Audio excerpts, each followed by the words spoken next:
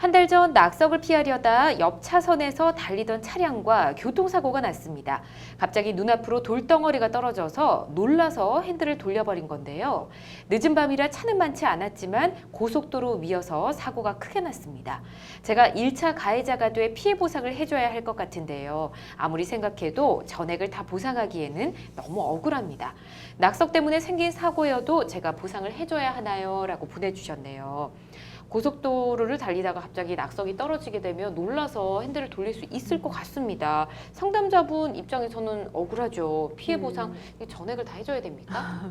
근데 우선은 보상을 해주시는 게 맞고요. 네. 다만 이후에 그게 낙석 때문에 발생해서 내가 핸들을 틀어서 사고가 난 거기 때문에 그 네. 낙석의 원인에 대해서 지금 앞차에서 그게 뭐 돌덩어리가 떨어진 건지 아니면 옆에 야산에서 떨어졌는지 네. 이런 건 안 남겨주시긴 했어요. 예. 그래서 만약에 그게 앞 차량에서 떨어진 돌덩어리라면 네. 그 뭐 블랙박스 같은 걸 통해서 앞 차량 운전번호나 이런 거를 차량 번호를 확인하셔서 앞차한테 이제 구상권을 행사하셔야 되고, 말씀드린 대로 뭐 야산에서 떨어진 거라면 지자체 상대로 해서 구상권을 행사하셔야 할 것 같습니다. 그렇군요. 네.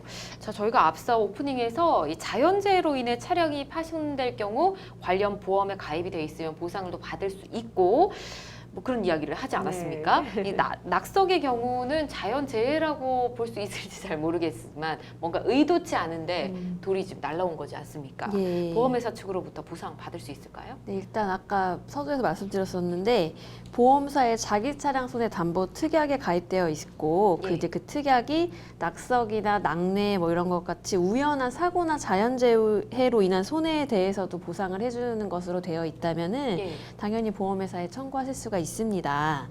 그런데 이제 도로에서 이제 만약에 근데 도로에 관리상의 하자로 인한 그런 낙석이었다면은 또 예. 약간 얘기가 달라지지 않습니까? 그래서 그렇죠.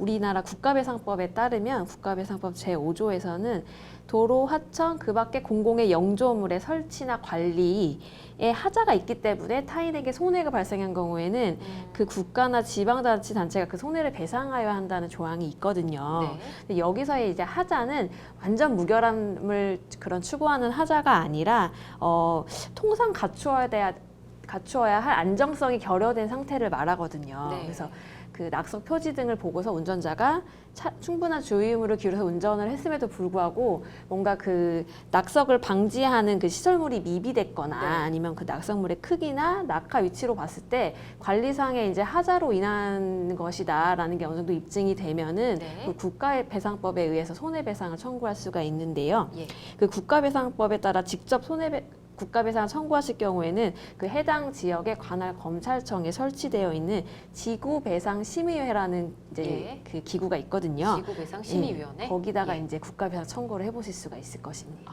예. 알겠습니다. 찾아보면 방법은 다 있군요. 네. 자, 만약에 뭐 단순히 산이나 바위 등에서 떨어진 게 아니라 어떤 뭐 누군가의 집 지붕 위에 있던 뭐 큰 물건이라든지 이런 게 날아와서 떨어진 거라면 집주인에게 피해 보상 요구할 수 있을까요? 네, 실제로 당연히 보상 청구하실 수 있습니다. 네. 그래서 예전에 어떤 사례가 있었냐면 태풍 곰파스라고 예. 엄청 이제 위력이 센 태풍이 있었는데 너무 바람이 세다 보니까 설치되어 있던 간판이 떨어져가지고 지나가던 행인이 다쳤던 사건이 그렇군요. 있었습니다. 예. 그래서 이 사건 같은 경우에도 그 간판을 설치한 그 업주 또 건물 전체의 관리 책임이 있는 관리사무소가 공동으로 손해배상을 했던 사안인데 네. 다만 이 경우에 100% 손해를 청구할 수 있는지는 사안에 따라 좀 다를 수 있습니다. 그렇군요. 그래서 왜냐하면 지나가던 행인도 그렇게 예를 들면 심한 태풍이 부는데 주의하지 않고 길을 갔다라든지 뭐 다른 경로로 간다든지 뭐 이런 과실이 있을 수 있기 때문에 네. 100% 책임을 청구할 수 있는지는 좀 구체적인 사안에 따라 네. 다르게 봐야 할 것 같습니다. 네, 알겠습니다. 자, 낙석 이외에 또 다른 문제도 좀 살펴보겠습니다. 도로 위를 달리다 보면 로드킬도 많이 발생을 하지 않습니까? 동물들이 좀 지나다니고 이럴 수도 있는데 이런 경우 피해 보상은 좀 어떻게 이루어지게 됩니까? 네, 그 전방주의 의무를 다 했음에도 이제 갑작스러운 로드킬이 발생했거나 네. 그 이제 사고를 그 사체를 미처 발견하지 못하고 사고가 난 경우가 이제 종종 있는데요. 그렇죠. 그 낙석 사고와 마찬가지로 그 도로상에 로드킬 발생 등의 신고를 받고도 도로 관리자가 제때 이제 후속 조치를 하지 않아서 만약 예. 사고가 발생한 것으로 볼 수 있다면 이제 손해배상 청구가 가능할 것으로 보이는데요. 네. 근데 이 로드킬 또 치우다가 또 소방관이 목숨을 잃거나 이런 사고가 있기 그쵸. 때문에 네. 로드킬을 100% 이제 신고가 들어와서 그걸 바로바로 치우는 것도 또 기술적 현실적으로 아. 불가능한 부분이 있기 때문에 예. 그런 부분에 있어서는 이제 과실상계가 될 수 있을 것이고요. 예. 그래서 이제 그 로드킬이 있었던 장소가 뭐 고속도로라면 도로공사에다 이제 손해배상 청구하실 수 있을 것이고 예. 아까 말씀드렸다시피 영조물, 그러니까 이제 국가나 지자체가 관리하는 그런 공공 영조물이라면은 그 각 도로 관리 주체에다가 네. 이제 손해배상, 국가배상 청구하실 수는 있을 것으로 보이는데요. 네.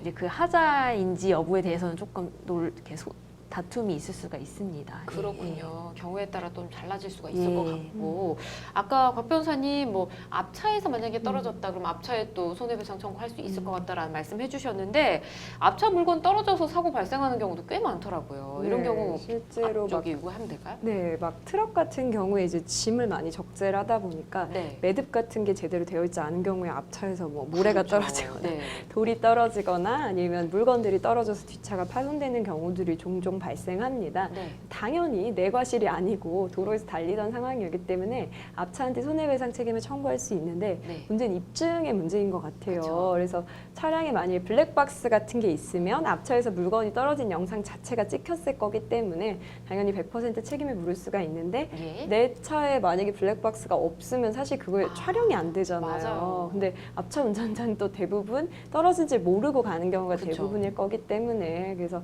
이런 경우엔 특히나 더 블랙박스의 역할이 특히 중요한 것 그러니까요. 같습니다. 꼭 설치를 해야겠습니다. 예, 맞습니다. 네. 자, 여러 가지 사항들을 좀 체크를 해봤습니다.